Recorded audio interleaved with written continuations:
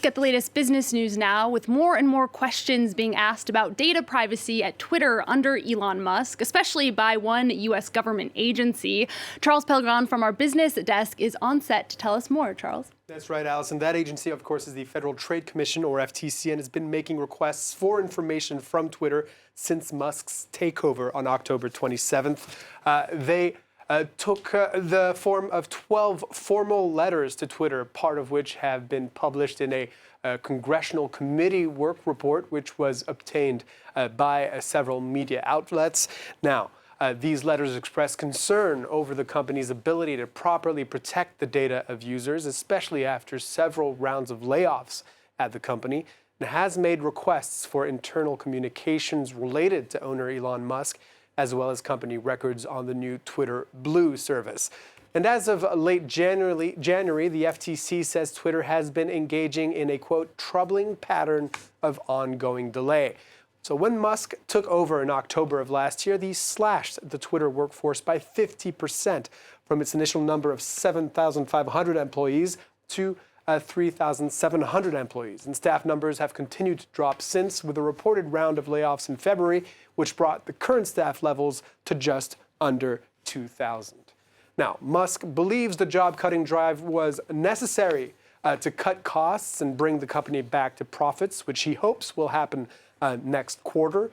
The House committee that reviewed the letters also believes that the FTC is overstepping its authority in order to placate progressive groups who are unhappy with Musk's management and free speech absolutism. And something that Musk apparently agrees with, saying in a response to that this is a serious attack on the Constitution by a federal agency.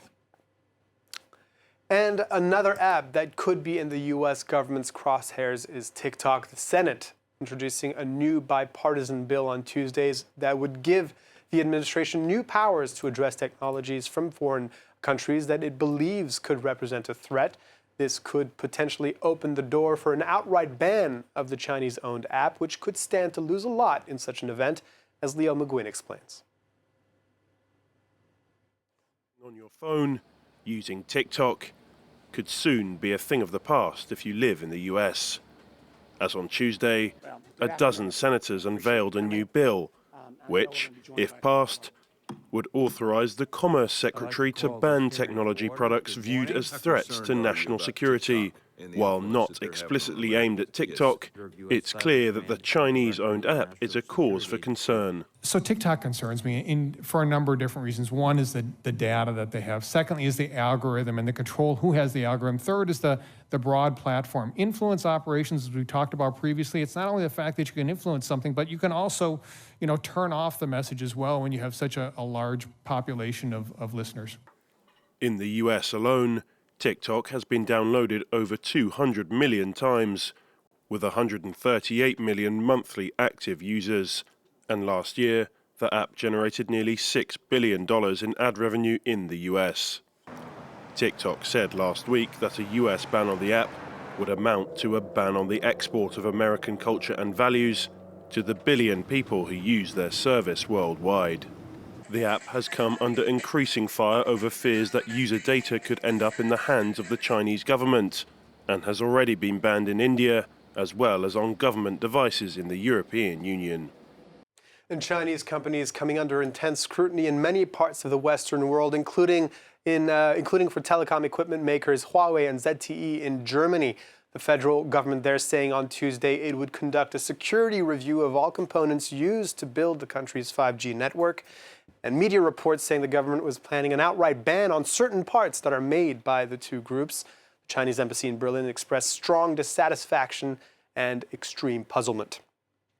Staying in Germany, automaker Volkswagen is putting on hold plans for a battery plant in Eastern Europe, giving priority instead to a similar facility in the United States. This, according to a Financial Times report citing people present at a meeting between Volkswagen and EU officials, the German carmaker saying it could benefit from 10 billion euros in incentives in the US thanks to the Inflation Reduction Act, while it hasn't received similar incentives yet from Brussels.